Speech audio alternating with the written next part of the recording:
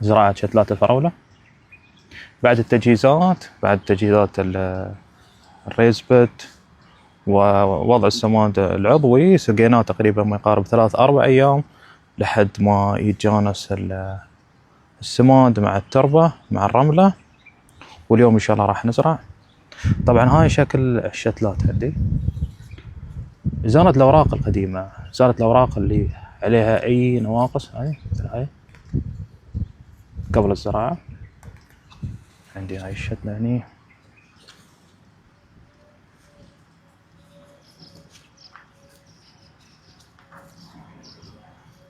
راح نزيل الأوراق كلها القديمة.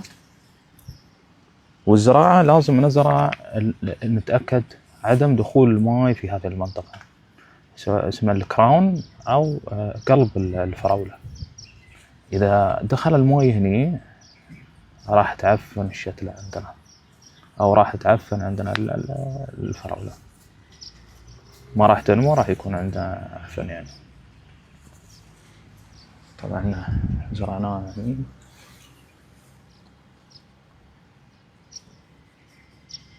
وراح يزيل الأوراق القديمة راح نزيلها.